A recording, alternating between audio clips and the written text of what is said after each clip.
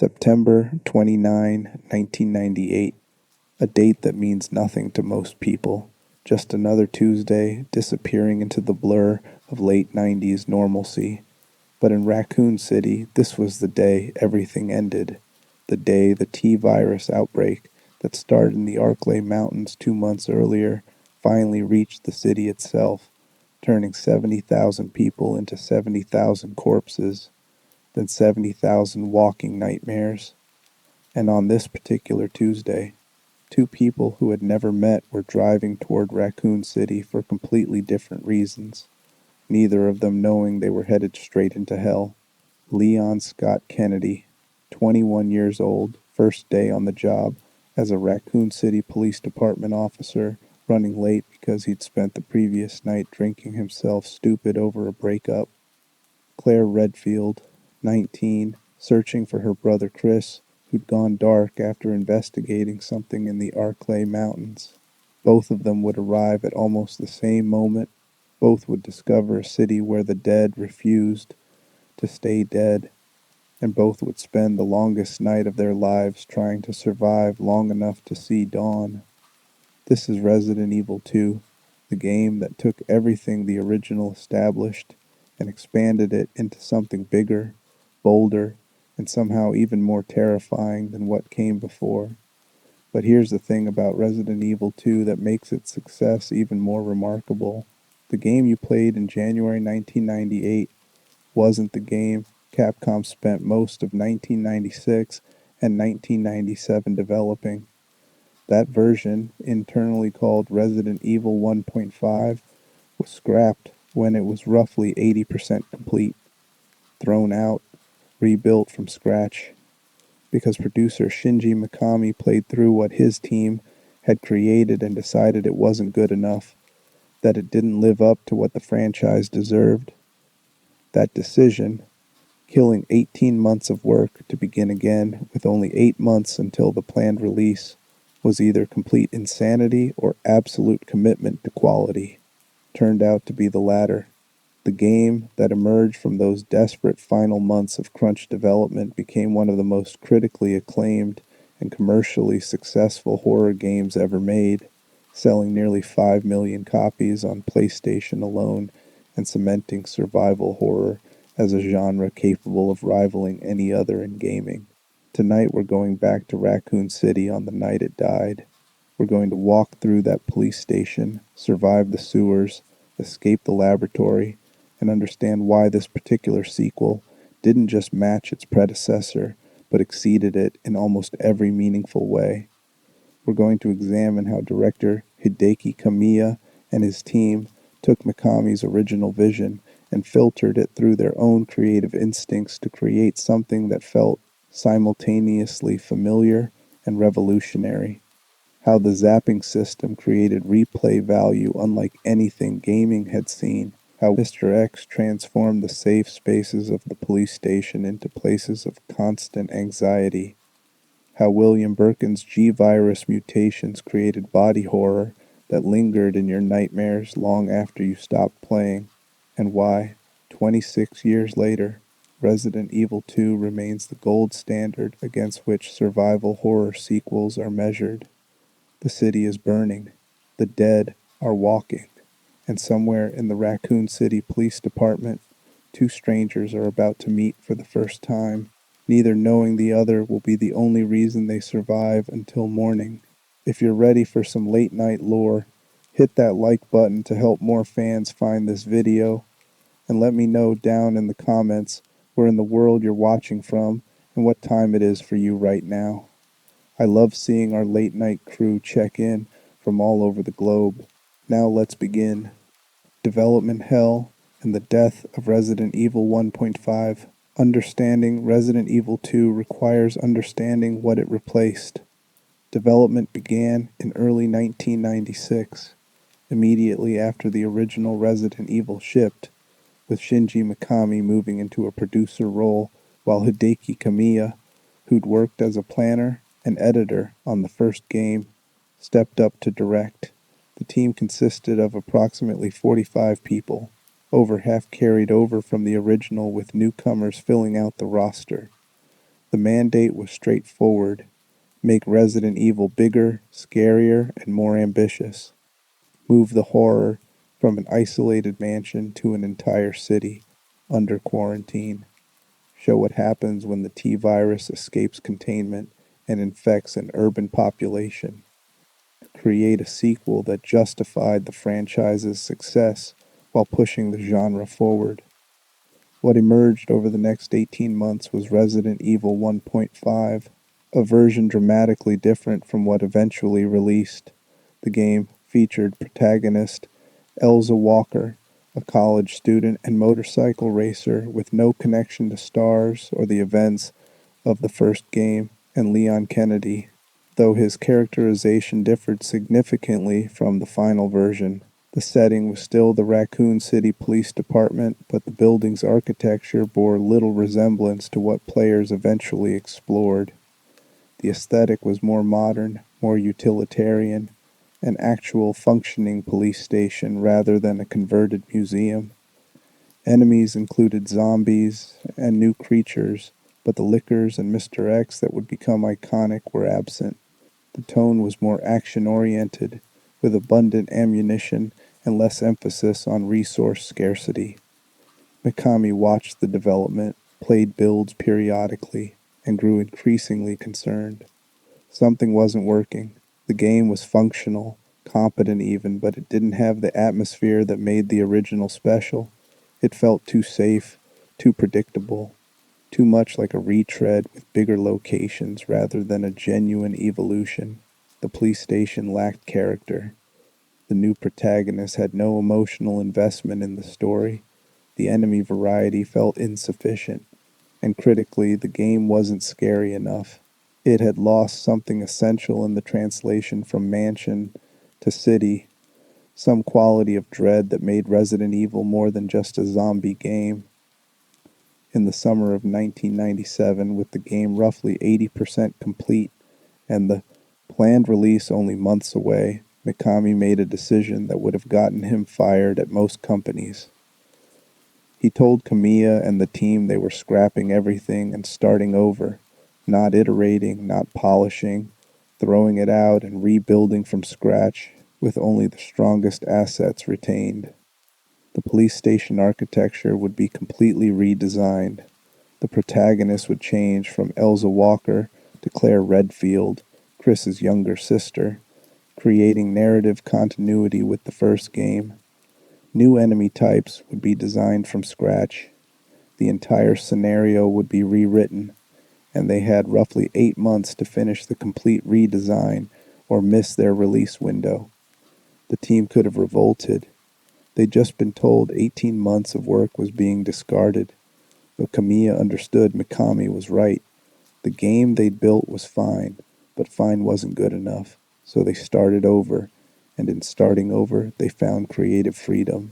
Screenwriter Noboru Sugimura joined the team during the redesign, bringing professional narrative structure to the scenario. Together with Kamiya, Sugimura developed the zapping system, two parallel storylines that interacted with each other, where actions in one scenario affected what happened in the other.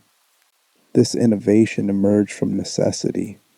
They needed replay value to justify asking players to experience similar content twice, so they created a system where the second playthrough featured meaningful differences beyond just character perspective. The police station was reconceptualized entirely. Instead of a modern functioning facility, it would be a converted art museum, a building with history, with architecture that didn't make practical sense for law enforcement, but created perfect survival horror spaces. Puzzles involving playing cards, medallions, and mechanical contraptions suddenly made sense in a former gallery rather than seeming arbitrary in a modern police station. The building could be labyrinthine, could contain hidden passages and elaborate mechanisms, because it was never designed to be a police station in the first place. Claire Redfield replaced Elza Walker, and the change proved crucial. Claire had motivation. She was searching for her brother, creating emotional investment beyond mere survival. Her lack of combat training made the vulnerability feel justified, and her connection to Chris tied the sequel to the original's narrative, making Resident Evil 2 feel like continuation rather than spin-off. Leon remained, but was refined. No longer a generic cop, but specifically a rookie on his first day, someone as overwhelmed and underprepared as the player. His planned first day on the job becoming the worst night of his life created dramatic irony that resonated. The lickers were designed during the redesign, creatures that represented T-virus mutations advancing beyond simple zombification. The exposed brain, the lack of eyes, the emphasis on sound-based detection, the ability to climb walls and ceilings, these details made lickers feel like evolution, like the virus was producing more sophisticated predators. They became instantly iconic, representing everything terrifying about biological weapons that adapt and improve. Mr. X was Sugimura and Kamiya's solution to making the B scenario more difficult and unpredictable. Players running through the second scenario would know the police station's layout, would have strategies prepared. Mr. X eliminated that comfort. An invincible pursuer who could follow you through doors, couldn't be killed, only temporarily stunned, who made every room unsafe. This created anxiety that persisted throughout the entire second half of the game. You were never safe, never comfortable, always aware that heavy footsteps could start echoing at any moment. William Birkin and the G virus emerged as the narrative's true horror. Where the first game featured Umbrella's attempts to create controllable bioweapons, Resident Evil 2 showed what happens when a scientist injects himself with an experimental virus while dying, creating something that mutates beyond any design parameters. Birkin's progressive transformations throughout the game, starting nearly human and ending as an incomprehensible mass of mutated flesh, provided escalating body horror that served as counterpoint to Mr. X's mechanical inevitability. The crunch period was brutal. The team worked extreme hours for those final 8 months, sleeping at the office, pushing through exhaustion to meet the January 1998 release date. But the pressure created focus. Every asset had to justify its inclusion. Every room had to serve multiple purposes. Every enemy had to create specific types of fear. The constraints forced efficiency and innovation in equal measure. When Resident Evil 2 shipped on January 21st, 1998 in Japan and January 29th in North America, the reviews were immediate and ecstatic. Critics praised the improved controls, the more varied locations, the zapping system, the increased enemy variety, the production values that made the original look primitive by comparison. Players embraced it even more enthusiastically, buying nearly 5 million copies on PlayStation and making it one of Capcom's most successful titles. The gamble paid off completely. Starting over had worked, but more than commercial success, the redesign had captured something essential. The game felt bigger than the mansion, but no less claustrophobic. The increased enemy variety made threats unpredictable. The dual protagonists with interwoven narratives created structure that encouraged replaying. And the police station itself became as iconic as the Spencer Mansion, a location so perfectly designed for survival horror that it would be remade decades later with reverence for the original's architectural genius. Resident Evil 1.5 exists now only in leaked builds and preservation efforts, a glimpse of what could have been. It looks interesting, historically significant, but playing it makes Mikami's decision obvious. It's fine, and Resident Evil 2 isn't fine, it's exceptional. That difference between adequate and extraordinary justified throwing out 18 months of work and starting over with impossible deadlines. Some creative decisions require faith, require trusting that quality matters more than convenience, that players will recognize and reward the extra effort. Mikami had that faith. Kamiya and his team validated it. September 29th, 1998, Raccoon City's final night. The story begins with two people driving toward disaster. Leon Scott Kennedy overslept, hungover, and emotionally wrecked from a recent breakup, running hours late for his first day as a Raccoon City Police Department officer.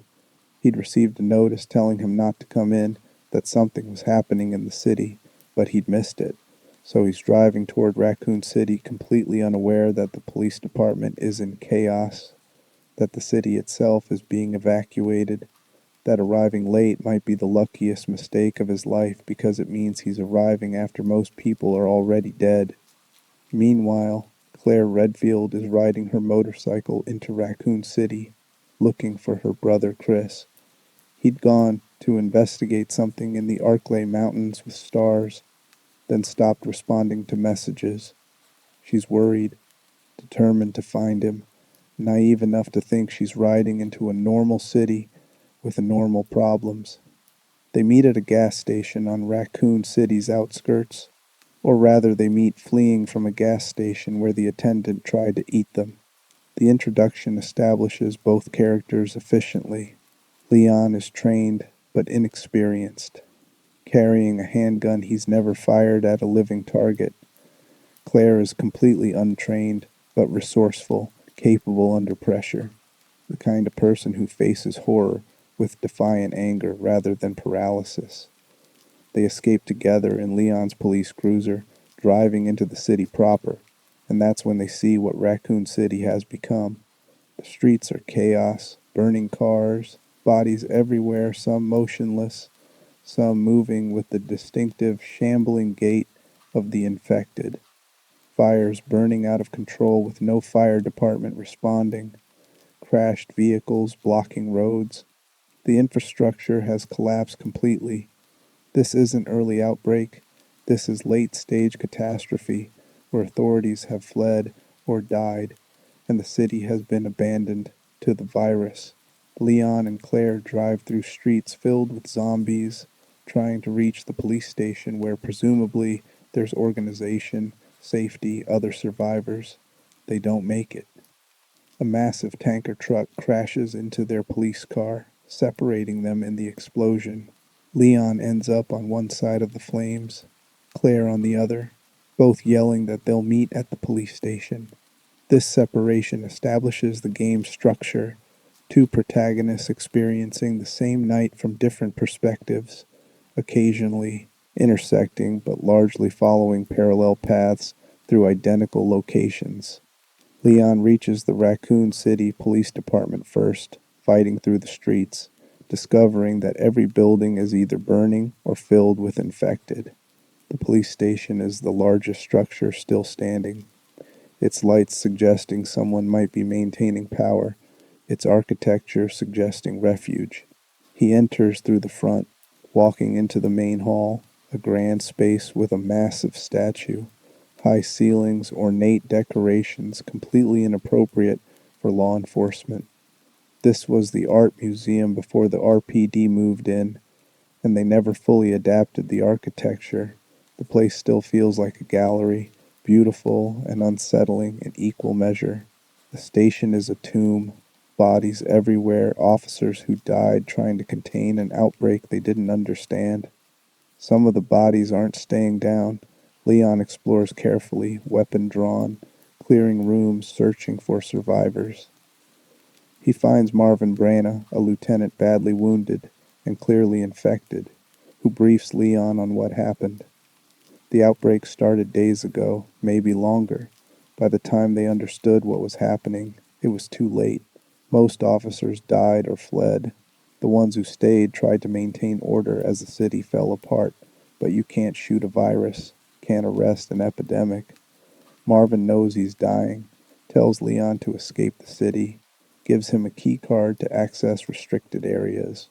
Throughout the game, you'll return to the main hall periodically to find Marvin's condition deteriorating, until eventually he turns, forcing you to kill a man who tried to help you or avoid his zombified form shambling through the halls. Claire's path parallels Leon's with crucial differences. She arrives at the station slightly later, entering through a different access point.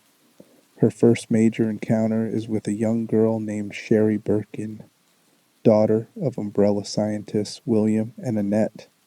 Sherry is hiding in the police station, terrified, looking for her mother who works in the underground laboratory beneath the city. Claire's protective instinct activates immediately. She's searching for her brother, but this child needs help right now. The relationship between Claire and Sherry becomes the emotional core of Claire's scenario, transforming the survival horror into something more personal. It's not just about escaping, it's about protecting someone more vulnerable than yourself.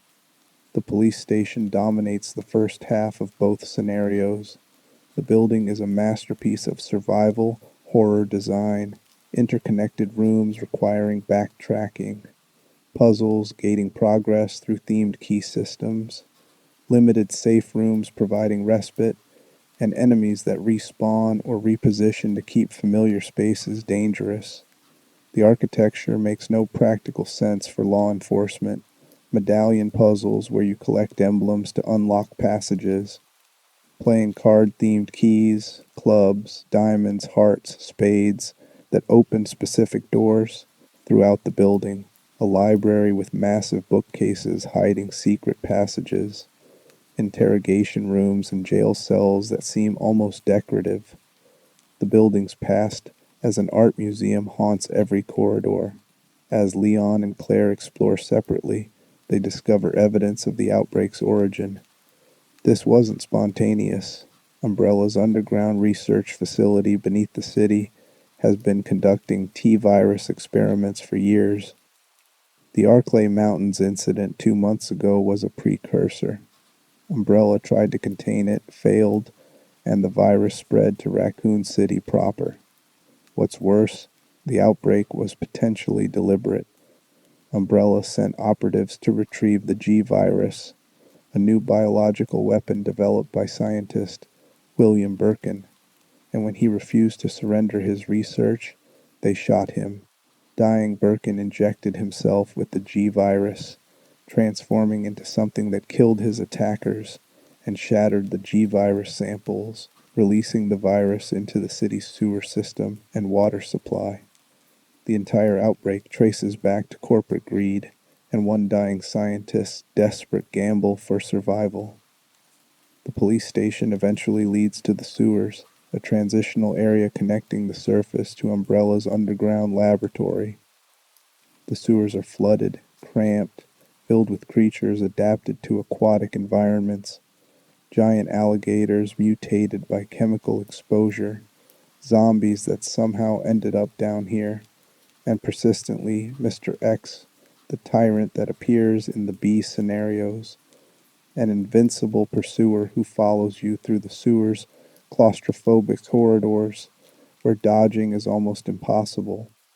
The sewers represent the midpoint, the descent from surface-level horror into the deeper institutional evil responsible for everything. The laboratory beneath Raccoon City is where the truth crystallizes. This is Umbrella's main Raccoon City research facility, where they've been developing bioweapons for years. The lab is modern, sterile, functioning despite the outbreak above, automated systems maintaining power and life support even with most personnel dead or evacuated. Computer terminals contain documents detailing experiments, test subjects, the T-virus's development timeline. It's evidence of systematic crimes, human experimentation, illegal weapons development, corporate conspiracy operating for decades beneath a seemingly normal American city. And somewhere in this laboratory, William Birkin stalks the corridors, hunting for his daughter. The G-virus transformed him into something that retains fragments of human cognition while being fundamentally monstrous. He recognizes Sherry on some level, pursues her with desperate intensity, driven by viral imperative to implant G virus embryos in genetically compatible hosts. His own daughter is the most compatible host available, and the virus drives him to find her. Fighting Birkin becomes recurring horror. Each encounter shows him mutating further, becoming less human and more incomprehensible. His first form is nearly human, dressed in the lab coat he wore when shot, his body distorted but recognizable. By his final form, he's a massive blob of mutated flesh with eyes and mouths across its entire mass, something that barely registers as having ever been human. The parallel narratives intersect at key moments. Leon and Claire maintain radio contact, coordinate actions, help each other from different areas of the police station. You'll solve puzzles in one scenario that open paths in the other. You'll encounter evidence of the other protagonist's actions, areas they've cleared, notes they've left, items they've taken. The zapping system makes the second playthrough feel meaningfully different because the world has changed based on your first playthrough's decisions. Both scenarios climax in the laboratory as Raccoon City's final hours count down. The government has decided the outbreak can't be contained conventionally. They're going to sterilize the city. Tomorrow morning, October 1st, they'll drop a thermobaric missile on Raccoon City and erase it from existence, killing everyone, zombie, survivor, and infected alike. The countdown creates urgency that transforms the ending from simple escape into desperate race against time. You're not just trying to escape Umbrella's facility, you're trying to escape a city about to be deliberately obliterated. The final confrontation with Birkin occurs as the self-destruct sequence activates. The laboratory is collapsing, fires spreading through every section, and Birkin, in his ultimate form, blocks the escape route. The fight is desperate, expending every resource accumulated throughout the game, every powerful weapon saved for exactly this situation. Defeating Birkin doesn't kill him permanently. The G virus makes him almost impossible to kill, but it clears the path long enough to reach the emergency train in the facility's depths. The escape happens aboard an automated train accelerating through underground tunnels away from the exploding laboratory, but Birkin isn't finished. His final mutated form pursues onto the train, forcing one last confrontation as the train speeds through darkness toward the surface. You defeat him again, throw him from the train, and emerge into dawn light as Raccoon City burns behind you. Leon, Claire, and Sherry survived. Most of Raccoon City didn't. The missile will fall in hours, erasing the city and everyone still inside. But these three made it out, carrying knowledge of what Umbrella did, evidence that might finally expose the conspiracy. The story is pulpy, action horror plotting that embraces B-movie conventions enthusiastically. But it works because the characters feel genuine. Leon's naive heroism, Claire's protective determination, Sherry's frightened resilience. The relationships that develop over one terrible night feel earned, and the tragedy of Raccoon City, 70,000 people dying because a corporation refused accountability, gives weight to what could have been just another zombie plot. The narrative expansion from isolated mansion to doomed city raised the stakes exponentially. This wasn't contained crisis. This was apocalypse in miniature, showing what happens when bioweapons escape the laboratory and infect an urban population, and the fact that the government's solution is complete destruction, that they'll murder any survivors to prevent spread, adds cynical realism to the pulp horror. The zapping system, innovation in narrative structure. The zapping system was Resident Evil 2's killer feature, the innovation that distinguished it from a simple mansion to city upgrade. The concept was elegant, two protagonists experiencing the same night from different perspectives, with actions in one scenario affecting the other. Not just parallel stories, but interconnected ones, where your first playthrough created conditions for your second, and the full narrative only emerged after completing both scenarios. The system worked through A and B scenarios, later renamed First Run and Second Run in the remake. You selected either Leon or Claire for your first playthrough, experiencing their version of events. Upon completion, you unlock the second scenario starring the other character, but this wasn't simply replaying the same content.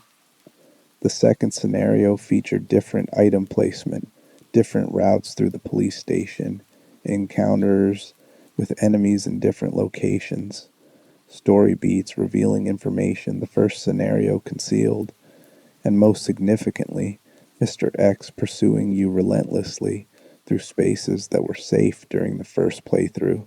The genius was making the second playthrough feel necessary rather than optional. You hadn't seen the complete story after one scenario.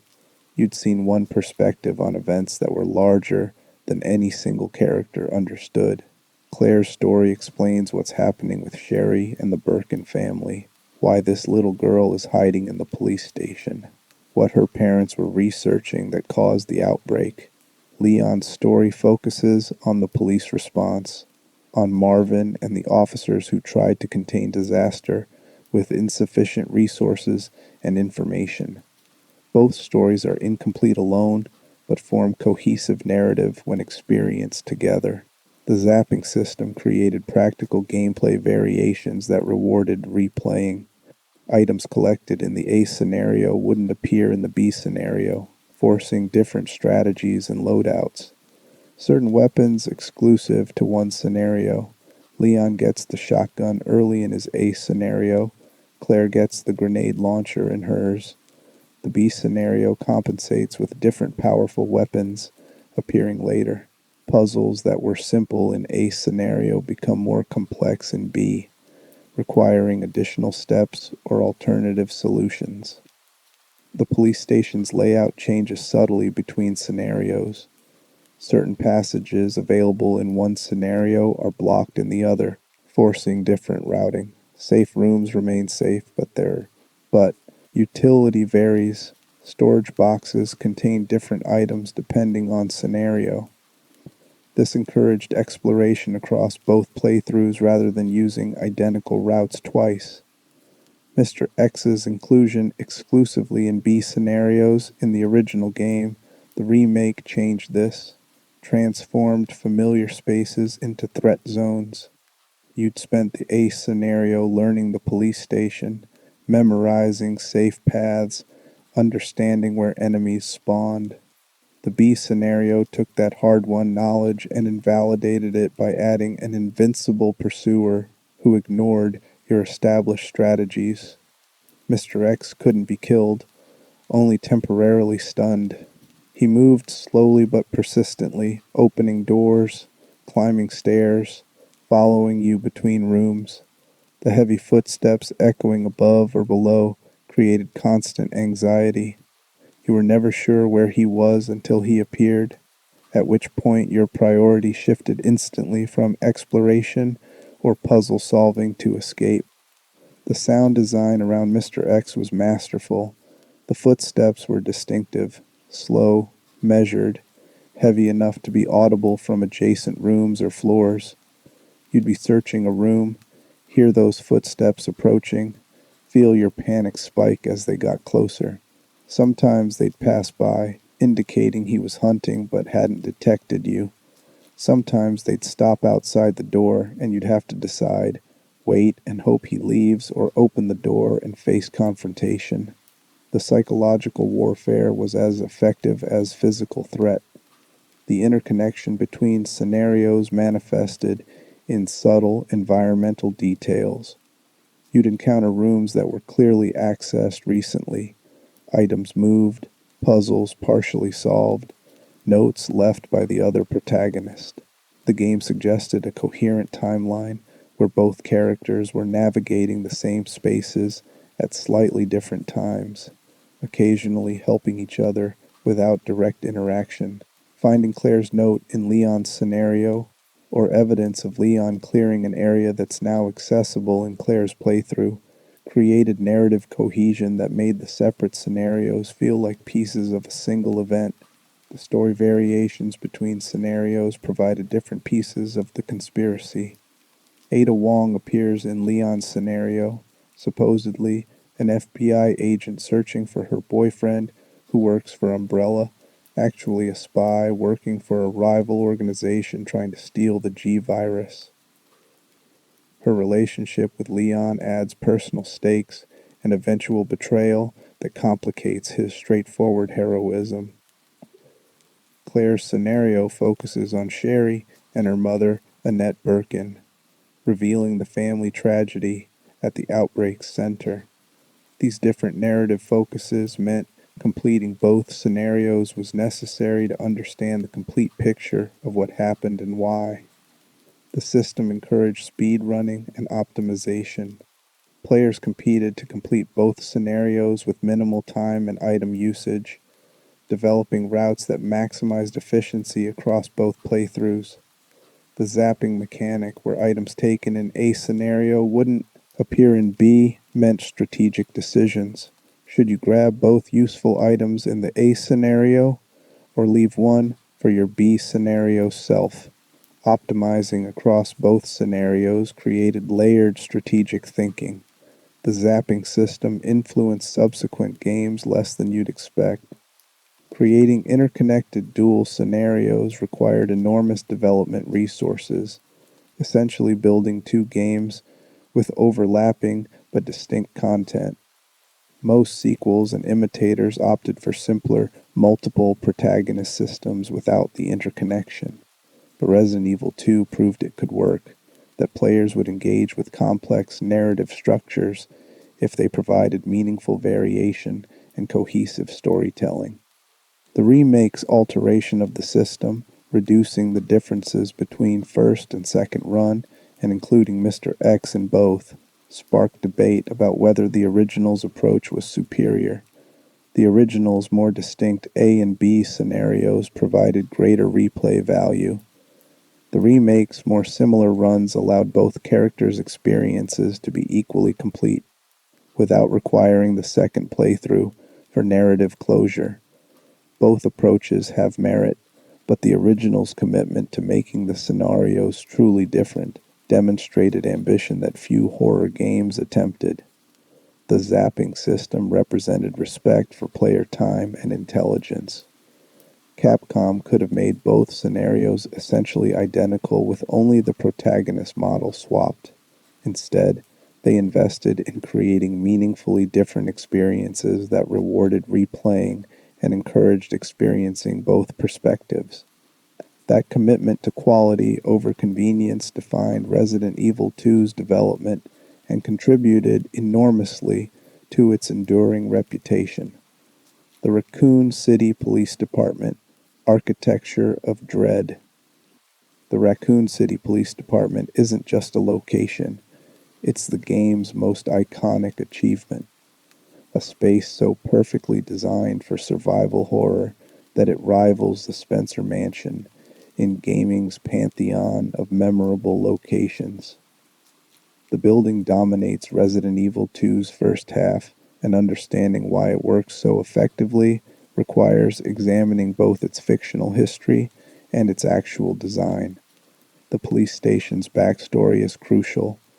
Before becoming the RPD, the building was Raccoon City's Municipal Art Museum, constructed in the early 20th century when the city had money and cultural ambitions. The architecture reflects that origin: ornate decorations, grand staircases, high ceilings, spacious galleries designed for displaying art rather than processing criminals. When the museum closed in the 1960s due to declining attendance and funding, the city government repurposed it as police headquarters. They made practical modifications: offices in former galleries, holding cells in basement storage, evidence rooms in old archive spaces. But they never truly adapted the architecture. the building retains its museum DNA, creating cognitive dissonance that makes survival horror feel natural. This history explains the station's most game-convenient features. The elaborate puzzles involving medallions, playing cards, and mechanical contraptions make sense in a former museum designed with puzzles as part of the visitor experience. The hidden passages and secret rooms seem less arbitrary when you understand the building was designed to surprise and delight rather than function efficiently. The statues, paintings, and decorative elements scattered throughout aren't police officers' decorating choices, but artifacts from the museum era that were never removed. The main hall establishes the aesthetic immediately. A massive space with a towering goddess statue dominating the center, dual staircases leading to second-floor balconies, ornate railings and architectural details that scream public gallery rather than law enforcement. This space is beautiful and wrong simultaneously. Too grand for a police station, too empty, the silence oppressive. It becomes the hub you'll return to repeatedly, with locked doors gradually opening as you acquire keys and solve puzzles. The medallion puzzle gates progression through the station's first section. You collect 3 medallions, unicorn, maiden, and lion, scattered throughout the building, each requiring exploring different areas and solving preliminary puzzles. Once collected, the medallions slot into the goddess statue in the main hall, opening a secret passage to previously inaccessible areas. This puzzle structure creates satisfying progression. Each medallion acquired is tangible progress, and the final solution yields major advancement. The police station divides into several distinct zones. The East Wing contains offices, the Star's office, a nostalgic callback for players of the first game, the library with its elaborate bookcase puzzle, and various administrative spaces converted from museum galleries.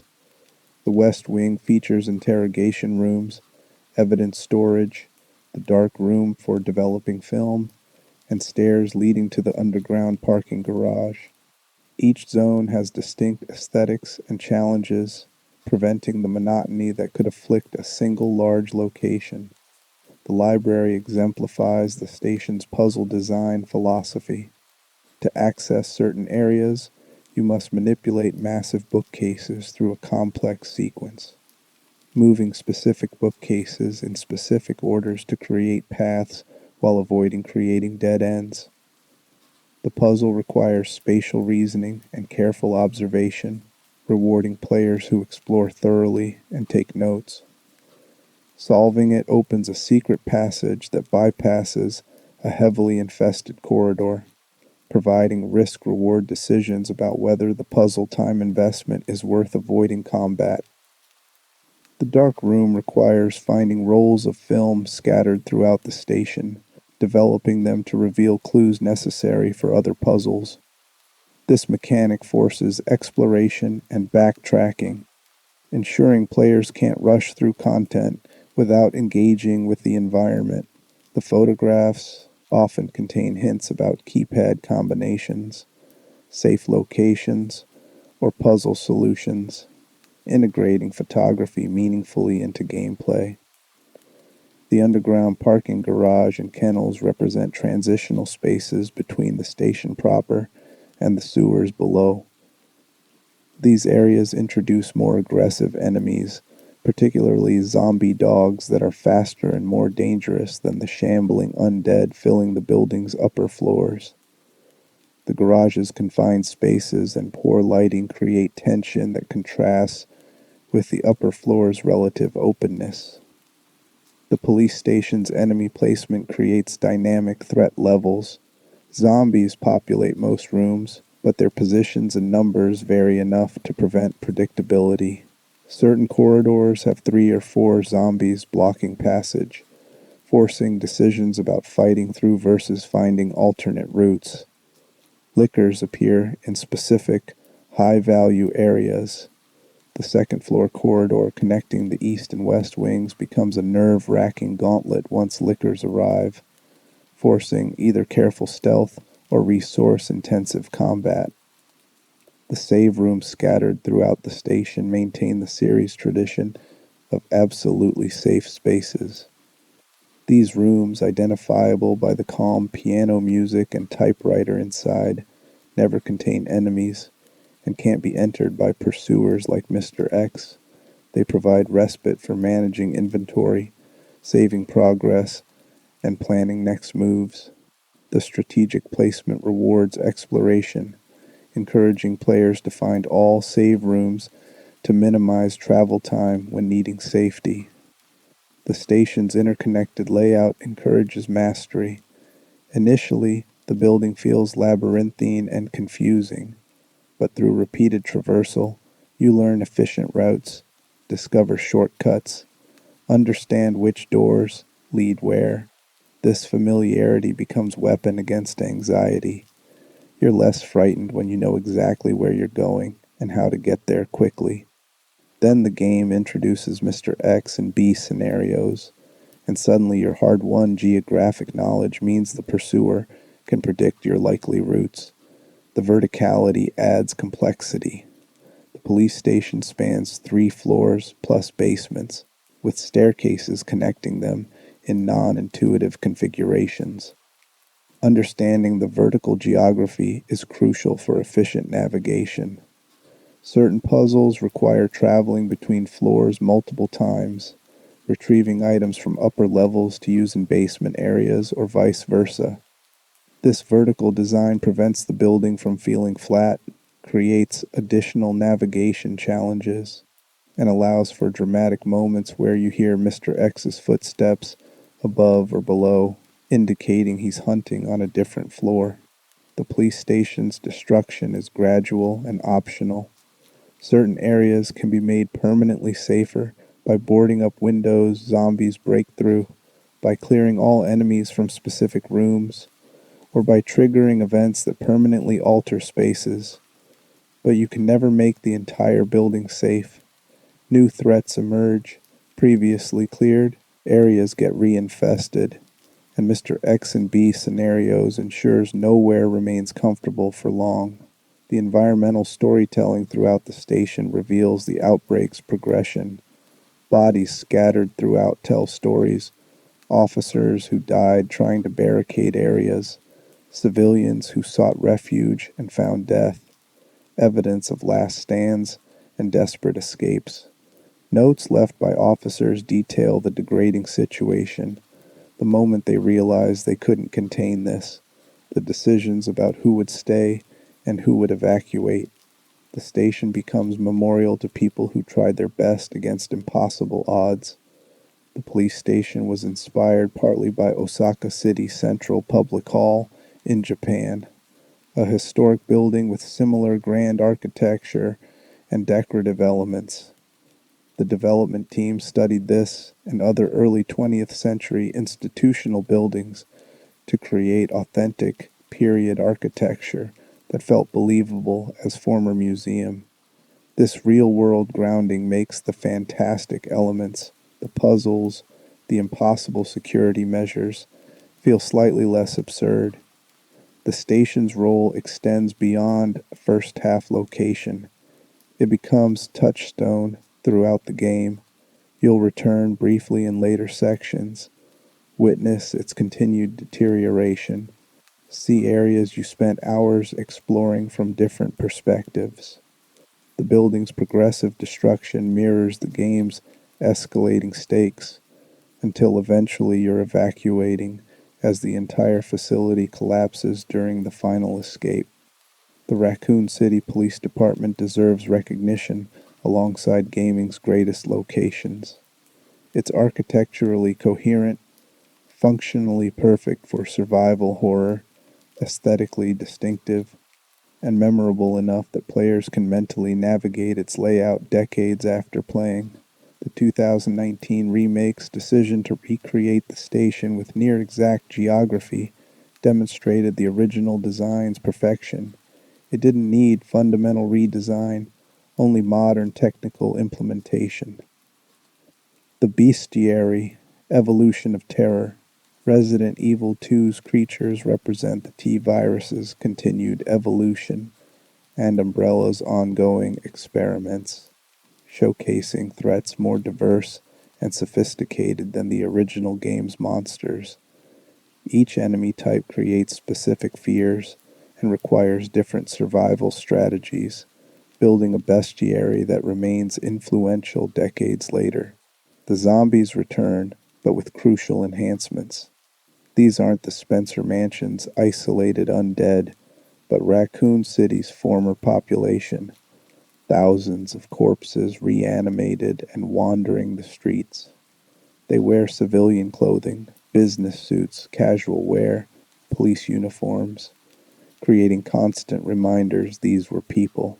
The zombies are more aggressive than the originals, lunging more frequently, grabbing with frightening strength.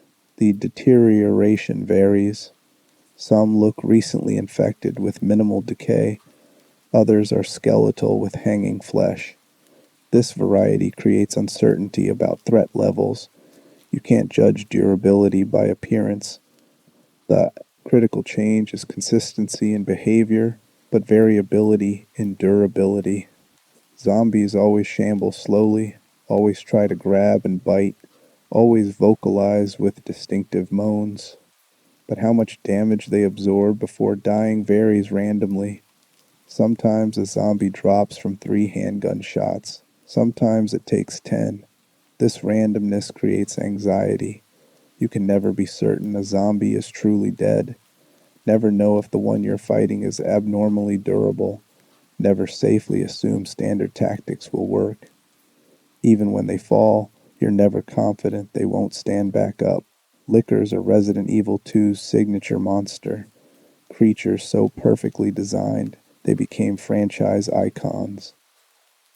Created when the T-Virus mutates zombies further, lickers represent evolutionary progression, the virus adapting infected hosts into more effective predators. The design is instantly memorable. Exposed brain, skinless body, showing red musculature, no eyes, elongated tongue that extends impossible distances, claws that allow climbing walls and ceilings. They're disgusting and terrifying in equal measure. Lickers hunt via sound. Being eyeless, they detect prey through audio cues, footsteps, gunshots, movement. This creates unique gameplay where walking slowly renders you nearly invisible while running or fighting alerts them instantly. The mechanic transforms navigation into stealth puzzle in liquor-infested areas. You'll enter a corridor, see a licker clinging to the ceiling or wall, and have to decide. Try sneaking past slowly while vulnerable to other threats, or fight and risk alerting additional lickers with gunfire. The tongue attack has tremendous range. A licker can impale you from across a room with its extended tongue, dealing massive damage and potentially inflicting status effects. The attack is telegraphed but fast, requiring immediate response.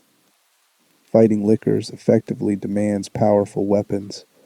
Handguns barely scratch them. Shotguns are better. Explosive weapons are ideal. But ammunition scarcity means fighting every licker is economically disastrous, creating constant pressure to avoid confrontation when possible. Lickers' ability to crawl on any surface makes them three-dimensional threats. They'll attack from ceilings, drop from walls, approach from angles zombies can't access. This vertical threat axis forces constant environmental awareness. You're checking not just ahead and behind, but above. The psychological impact is profound. Even rooms you've cleared feel unsafe because lickers could be anywhere. Mr. X, officially designated T00 but known universally by his colloquial name, represents Umbrella's advancement in tyrant development since the first game's T002 model, where the original tyrant was obviously monstrous with exposed heart and massive claw. Mr. X appears almost human. He wears a gray trench coat and fedora, stands over 7 feet tall, and moves with mechanical inevitability. The design's restraint makes him more disturbing than obviously monstrous alternatives. He looks like a man, but something's profoundly wrong. Mr. X appears exclusively in B scenarios in the original game, emerging after you've completed initial police station exploration. His purpose is simple: retrieve the G virus sample and eliminate survivors who might expose Umbrella. He's invincible during standard gameplay. You can't kill him, only temporarily stun him with heavy weapons. Shotgun blasts might knock him down for 20 seconds. Grenade launcher shots might buy a minute, but he always stands back up and resumes pursuit. The psychological horror Mr. X creates exceeds physical threat. The heavy footsteps are audible from adjacent rooms and floors, their slow rhythm creating metronome of dread. You'll be solving a puzzle, hear those footsteps approaching, watch the door you entered through, knowing that at any moment he might open it and force you to flee half-finished.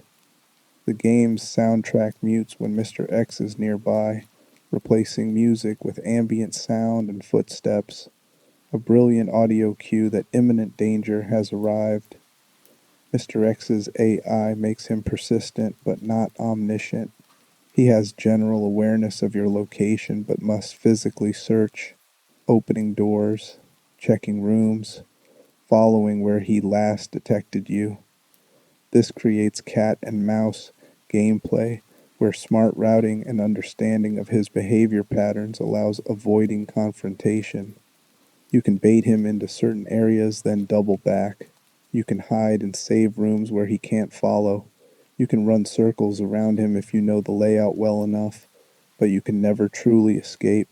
Leave an area and he'll eventually find you again, forcing constant awareness of this unstoppable threat. The tyrant's final form emerges during the game's climax when he's exposed to massive damage and heat, causing his limiters to fail and his body to mutate. The trench coat burns away, revealing exposed musculature and the massive claw that characterized the original game's tyrant. This form is faster, stronger, and features in the game's final boss encounters. The transformation represents Umbrella's weapons breaking free of control, designed restraints failing under stress. William Birkin and his progressive G-virus mutations provide the game's most disturbing body horror. Birkin begins as scientist, brilliant, obsessive, devoted to his research to exclusion of family or ethics. When Umbrella sends operatives to confiscate his G-virus research, he refuses. They shoot him, leaving him dying in his laboratory. In desperation, he injects himself with the G-virus, triggering transformation that saves his life while destroying his humanity. Birkin's first form retains significant human characteristics. He's wearing shredded lab coat, his face partially recognizable, his posture hunched but bipedal.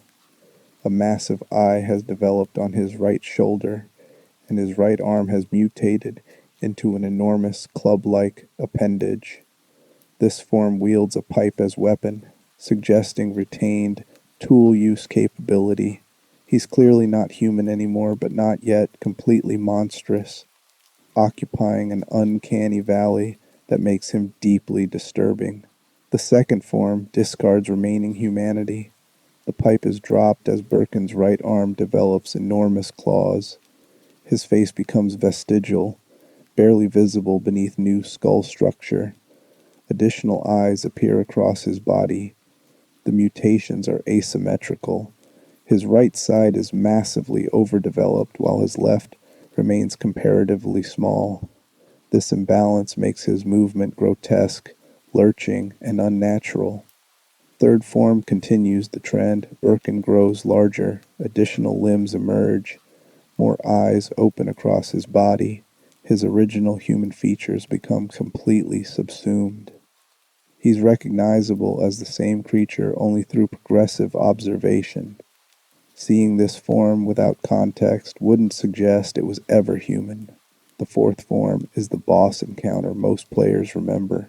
Birkin is now massive, filling significant space, his body a mass of mutated flesh with eyes and mouths throughout. He's mobile enough to charge and attack, but clearly nearing the limits of viable biology. The fight requires heavy weapons and all accumulated resources, testing everything the game taught you. The fifth and final form is body horror at its absolute limit. Birkin has mutated into an enormous blob of tissue that barely resembles multicellular life, let alone a human being. Eyes and mouths open randomly across the mass.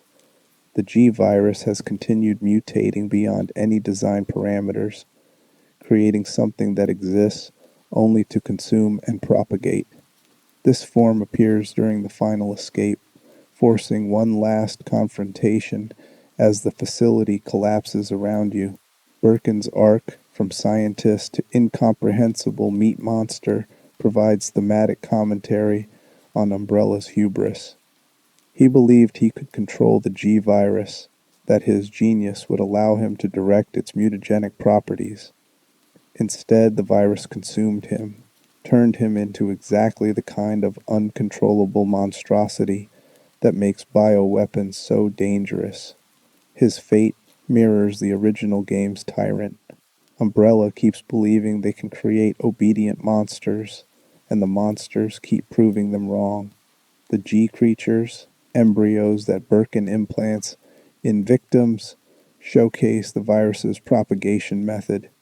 Birkin seeks genetically compatible hosts, his daughter Sherry being optimal, to implant with G embryos. These embryos gestate rapidly, bursting from host bodies as smaller versions of Birkin's mutated forms. The creatures are aggressive and surprisingly durable for newborns, creating additional threats beyond Birkin himself. Ivy creatures appear in the underground laboratory sections, plant-based enemies created through T-virus exposure to experimental flora. They're large, mobile Venus flytrap-like predators, with poison attacks and significant health. The Ivies demonstrate that T-virus affects botanical life as successfully as animal, expanding the scope of potential bioweapons beyond fauna. The bestiary collectively demonstrates escalation. Early game enemies are manageable, zombies you can avoid or dispatch efficiently. Mid-game introduces Lickers and Mr. X, threats requiring different strategies and greater resources. Late game features Ivies, G creatures, and Birkin's advanced forms, enemies that would have been impossible to handle with early game resources but are manageable with accumulated weapons and experience.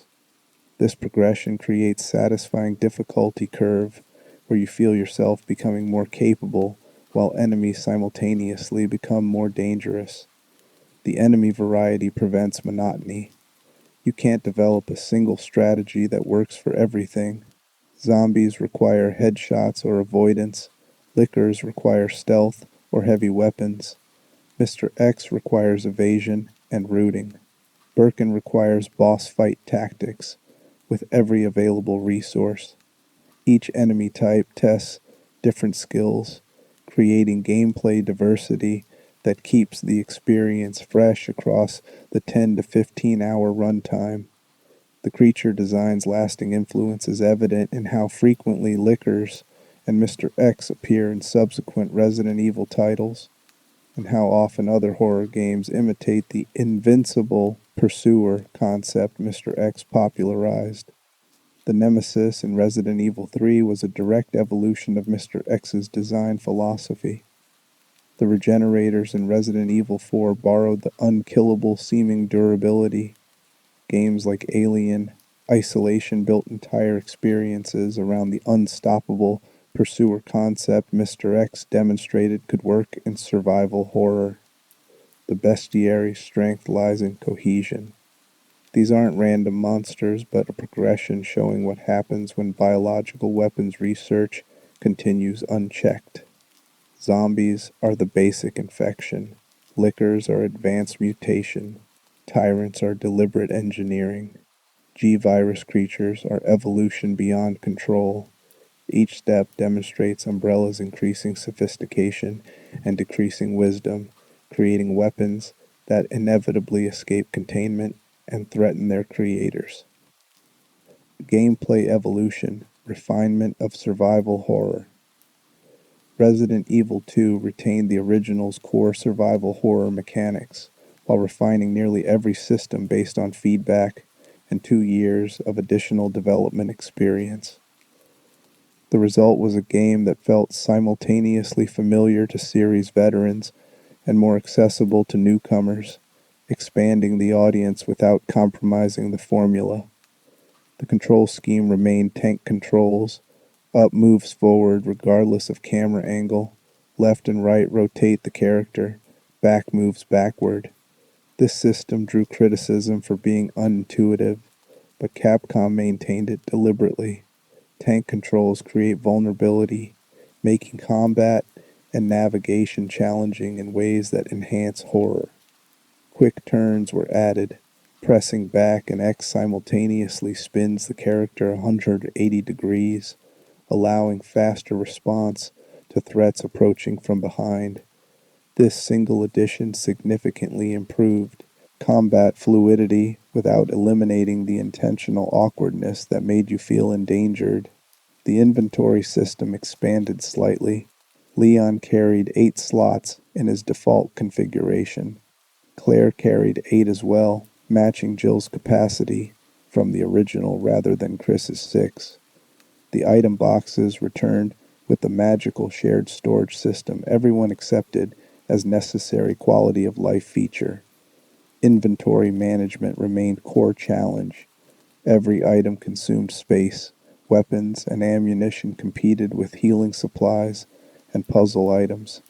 Constant decisions about what to carry versus store defined moment-to-moment gameplay. The weapons were more diverse and better balanced than the original's arsenal. Leon started with a handgun, found a shotgun relatively early, acquired a magnum for heavy encounters, and discovered the flamethrower in later sections. Claire started with a handgun, found the grenade launcher with multiple ammunition types, explosive, acid, incendiary, and acquired the spark shot, an electric weapon particularly effective against certain enemies.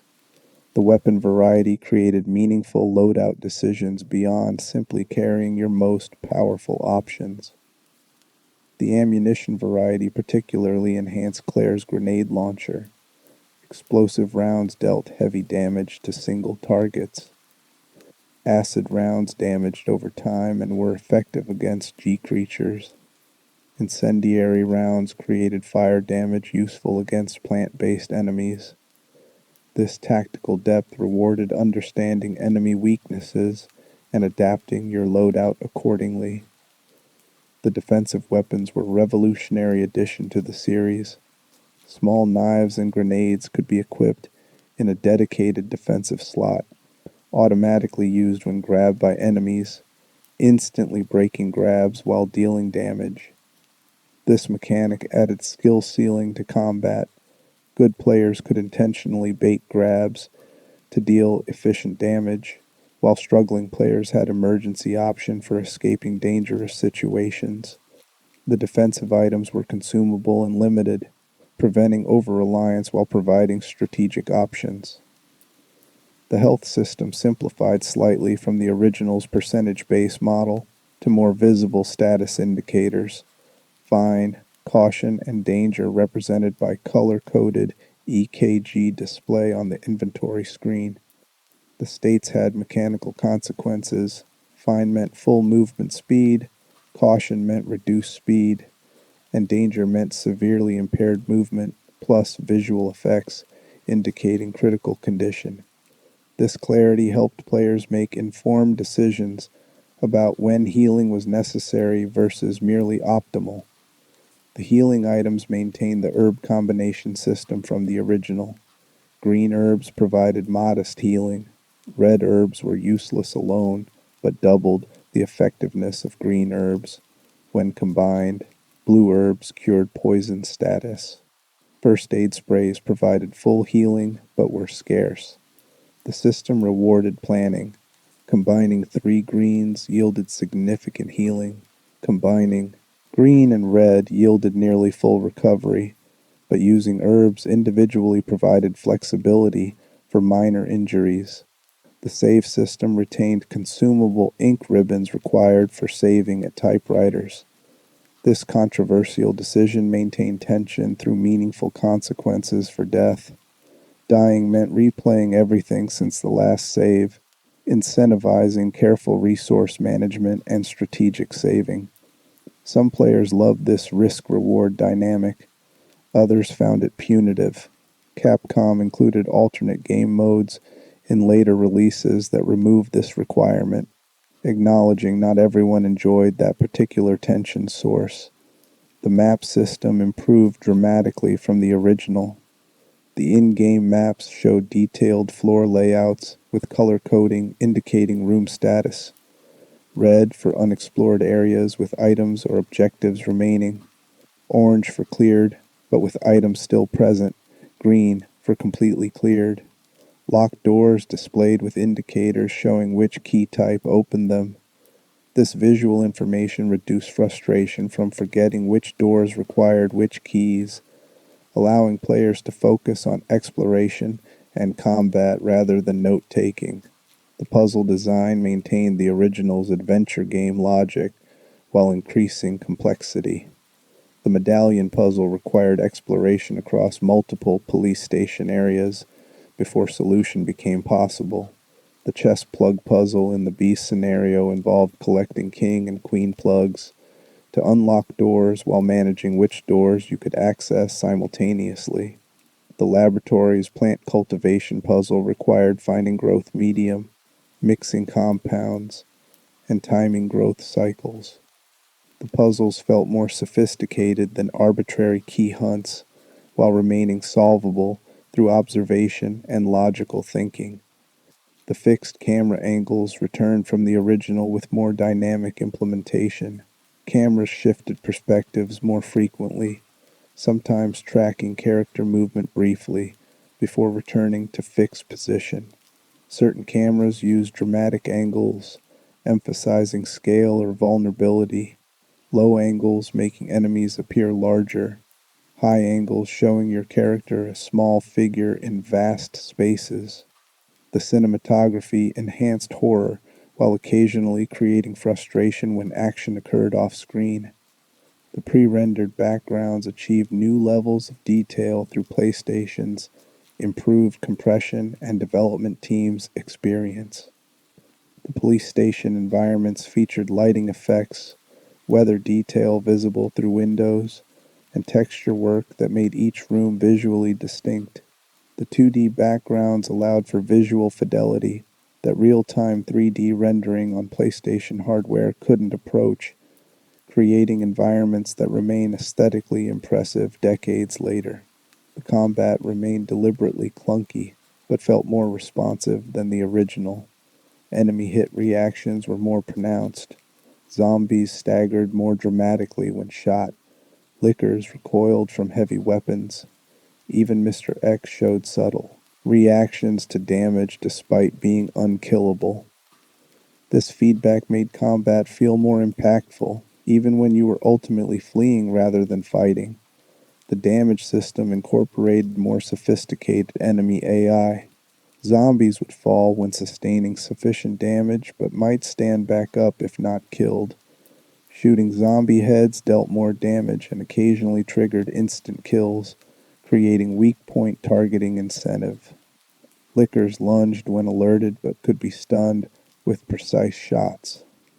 This variability prevented combat from becoming purely mechanical, requiring attention and adaptation. The difficulty modes provided accessibility options before accessibility was industry standard. Easy mode, under localized titles like Assisted, provided more ammunition and healing items, reduced enemy damage, and included the assault rifle with infinite ammunition, essentially story mode for players interested in narrative over challenge. Normal mode balanced resources tightly, requiring careful management. Hard mode unlocked after completion, severely limited resources and increased enemy difficulty, catering to survival horror veterans seeking maximum challenge. The unlockables rewarded completion and provided replayability beyond the zapping system, finishing the game with high ranks based on time and saves used, unlocked special weapons, infinite ammunition rocket launcher, Gatling gun, infinite ammo submachine gun. These weapons transformed subsequent playthroughs into power fantasies, letting players demolish threats that were genuinely frightening during first playthrough. The tofu and hunk scenarios, alternate modes with unique challenges, provided additional content for players who mastered the main game. The hunk scenario deserved particular recognition, playing as an Umbrella operative trying to escape Raccoon City with the G virus sample, fighting through the entire game's locations in reverse order with limited resources and no item boxes. It was brutally difficult, required perfect routing and resource management, and became legendary challenge among series fans. That Capcom included this purely as post-game bonus demonstrated their commitment to rewarding dedicated players. The gameplay evolution represented maturity in survival horror design philosophy. Resident Evil 2 understood what made the original work: resource scarcity, vulnerability, environmental navigation as challenge, and refined those elements while adding new systems like defensive weapons and improved mapping that addressed frustrations without compromising core experience.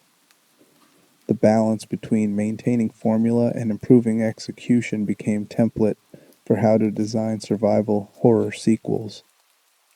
Cultural impact and legacy. The horror standard, Resident Evil 2's release in January 1998, created phenomenon that transcended gaming. The game sold 4.96 million copies on PlayStation alone, becoming one of the console's best-selling titles and the fastest-selling Resident Evil game to that point. Critics universally praised it.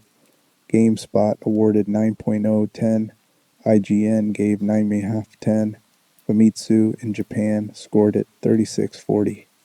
The acclaim wasn't just for technical achievement, but for how comprehensively the game improved on its predecessor while maintaining what made the original special. The commercial success validated Capcom's decision to scrap Resident Evil 1.5 and start over. That gamble, sacrificing 18 months of work and crunching 8 months to meet deadline, could have destroyed the franchise if the final product had been mediocre. Instead, it created a sequel that exceeded the original critically and commercially, proving that quality mattered more than convenience and that players would reward developers who demanded excellence from themselves. The game's influence on survival horror design was immediate and pervasive. The zapping system's dual protagonist structure influenced numerous titles, attempting similar narrative complexity. The police station's labyrinthine architecture became template for interconnected hub locations in horror games. Mr. X's invincible pursuer design inspired the Nemesis in Resident Evil 3, then Pyramid Head's pursuer role in Silent Hill 2, then entire subgenre of horror games featuring unkillable stalkers. Games like Clock Tower 2 and Silent Hill learned from Resident Evil 2's refinements, adopting its quality of life improvements while developing their own identities. The game launched on PlayStation first, but eventually appeared on nearly every platform: Nintendo 64 with cut-down graphics and altered content, Dreamcast with improved visuals and new features, GameCube as part of the series' Nintendo exclusivity period, modern digital re-releases on current platforms. The Nintendo 64 version particularly impressed technically, fitting the game with full voice acting, and FMV onto cartridge required innovative compression and streaming technology, resulting in port that was technically inferior to PlayStation version, but remarkable achievement in data compression. The merchandising and media expansion demonstrated Resident Evil's growth from game franchise to multimedia property. Action figures of Leon, Claire, and the monsters appeared. A novelization by S.D. Perry adapted and expanded the story. The game's characters appeared in subsequent Resident Evil titles, with Leon becoming franchise mainstay, appearing in Resident Evil 4, Resident Evil 6, and numerous films. Claire appeared in Code Veronica, Revelations 2, and Infinite Darkness. Their first appearance in Resident Evil 2 established characterizations that would define them across decades. The speedrunning community embraced Resident Evil 2 with extraordinary passion. The game's structure, clear beginning and end, timer tracking completion time, ranking system rewarding speed, made it perfect for speedrunning competition. Players developed routes of incredible sophistication, executing precise movement and combat to complete both scenarios in under 2 hours combined. The difficulty levels provided multiple categories: easy, normal, hard, each requiring different strategies and optimization. World record holders achieved times that seemed impossible to casual players, demonstrating mastery that elevated gameplay to performance art. The modding community on PC created extensive content, randomizers that shuffled item and enemy placement, difficulty modifications, visual enhancements, quality of life improvements. The randomizer scene particularly thrived, with tools allowing complete randomization of every item location, creating endlessly replayable experiences where knowledge of original item placement became useless and adaptive problem solving was required. The cultural penetration extended beyond gaming enthusiast spaces. Resident Evil 2 appeared in mainstream gaming magazines' best of year lists, in television commercials during prime time, in game store displays as flagship title. The series' growing mainstream recognition demonstrated horror gaming's commercial viability, encouraging publishers to fund horror projects they might have dismissed as niche. The game's aesthetic influenced horror design broadly. The police station's combination of institutional architecture and gothic atmosphere appeared in countless subsequent horror games. The creature design, particularly Lickers and Mr. X, became reference points for horror character design in games, films, and other media. The tension between escaping a pursuer and achieving objectives influenced level design across multiple genres. The 2018 remake demonstrated Resident Evil 2's enduring relevance. Capcom completely rebuilt the game with modern technology while maintaining its fundamental structure and design philosophy. The remake received even higher critical acclaim than the original. Numerous publications awarded perfect scores, sales exceeded 10 million copies, and it won multiple Game of the Year awards.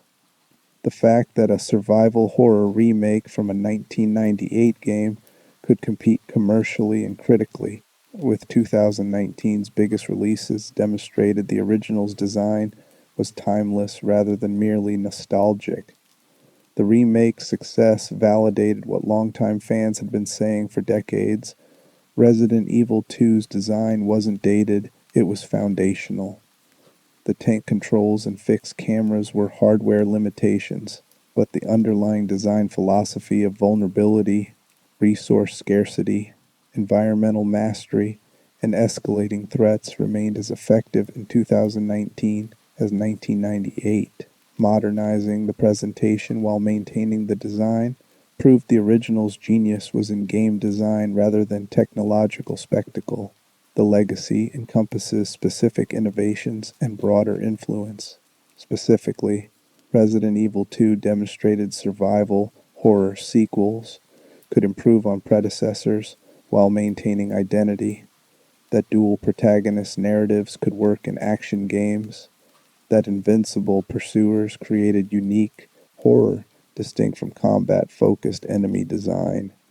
Broadly, it established survival horror as commercially viable Beso-e genre, proved Japanese developers could compete with Western studios in horror, traditionally a Western-dominated genre in films, and showed that horror games could deliver narratives with genuine emotional weight alongside mechanical challenge. The game's characters achieved iconic status rare for video game protagonists. Leon's evolution from naive rookie to cynical government agent across subsequent titles gave him character arc spanning decades. Claire's determined heroism and protective relationship with Sherry provided emotional core that made her more than action hero archetype. These characterizations began in Resident Evil 2, establishing personalities that would define them across the franchise. The setting's destruction, Raccoon City's complete obliteration at the end of Resident Evil 3, gave the location mythological status. It existed for only two main series games before being destroyed, yet it achieved more cultural presence than locations featured across multiple titles. The city became symbol of outbreak horror, urban disaster, and institutional failure to protect citizens. Its absence in later games made it legendary, the place that was destroyed so thoroughly that only survivors' memories remained. Resident Evil 2 occupies a unique position in gaming history, a sequel that exceeded its predecessor comprehensively enough to define the franchise going forward. While the original established survival horror, the sequel perfected it, creating template that would influence the genre for decades. The fact that elements introduced in Resident Evil 2, the dual protagonists, the elaborate hub location, the invincible pursuer, the escalating boss encounters, became series staples demonstrates how comprehensively this sequel understood what the franchise should be, why it endures, the timeless formula. 26 years after release, Resident Evil 2 remains playable, engaging, and effective in ways many contemporaries aren't.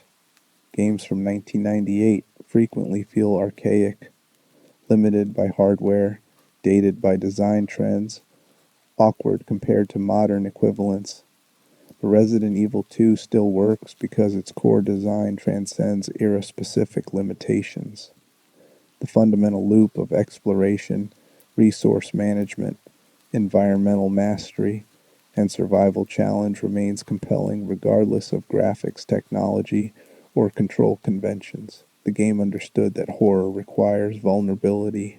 Modern action games often empower players, larger arsenals, regenerating health, abundant resources, generous checkpoints. These systems create enjoyable power fantasies but eliminate fear. Resident Evil 2 deliberately made you weak, gave you insufficient resources, forced difficult decisions about fighting versus fleeing, and punished waste through scarcity. This design philosophy creates genuine tension that persists across playthroughs, because the mathematical reality never changes. You have limited ammunition and unlimited threats. The environmental mastery progression satisfies deeply. Initially, the police station is labyrinthine and overwhelming, filled with locked doors and unknown threats. Gradually, through repeated navigation, you learn the layout, discover shortcuts, understand enemy patterns. By mid-game, you're moving through the station efficiently, planning optimal routes, executing strategies developed through hard-won experience. This progression from confusion to competence feels earned in ways many games' power progressions don't, because it's knowledge-based rather than stat-based. You're not mechanically more powerful, you're strategically smarter. The game respects player intelligence and time. The map system provides necessary information without hand-holding. The puzzles are solvable through observation and logic without requiring guides. The multiple difficulty modes accommodate different skill levels and preferences. The game never assumes you're stupid or that you need constant direction. It presents challenges and trusts you'll figure them out. This respect for player capability creates satisfaction that patronizing games can't replicate. The length is appropriate, 10 to 15 hours for first playthrough, less for subsequent runs. It's substantial enough to feel complete while short enough to replay without enormous time investment. In an era where games increasingly demand 50 plus hours for completion, Resident Evil 2's conciseness feels refreshing. You can complete both scenarios in a weekend, experience the full narrative, unlock bonus content, and still have time for other games. This respect for player time encourages replaying rather than creating obligation that prevents ever returning. The atmosphere remains effective because it's built on fundamentals rather than technological spectacle. The oppressive silence of the police station, the distant moans of zombies, Mr. X's echoing footsteps. These create dread through sound design and pacing rather than graphical fidelity. Pre-rendered backgrounds may look dated compared to modern real-time rendering, but the composition and lighting still create mood effectively. Horror that relies on suggestion and atmosphere ages better than horror that relies on graphical realism, because your imagination fills gaps more frighteningly than any technology can render explicitly. The narrative simplicity is strength rather than weakness. The story is straightforward: survive the outbreak, escape the city, expose Umbrella. Character motivations are clear. Leon wants to save people. Claire wants to find her brother and protect Sherry. There's no complex lore requiring wiki reading or elaborate backstory demanding player homework. Everything necessary to understand what's happening is presented within the game. This accessibility makes a story emotionally effective without demanding extensive franchise knowledge. Resident Evil 2 endures because it perfected survival horror formula at a moment when technology could finally realize developers' visions. Earlier games were too technically limited. Later games often prioritized action over horror. But Resident Evil 2 hit the sweet spot: hardware capable enough to create immersive environments and effective horror. Design philosophy committed to vulnerability and scarcity. Development team talented and dedicated enough to execute vision completely. That convergence created something special, something that remains effective decades later because its design was never dependent on technological trends or temporary genre fashions. The game is survival horror distilled to essential elements: scarce resources, vulnerable protagonist, hostile environment, strategic decision making, environmental mastery, escalating threats. These elements are timeless. They work in 1998, they work in 2025, they'll work in 2050. As long as players respond to challenge, atmosphere, and earned progression, Resident Evil 2's formula remains valid.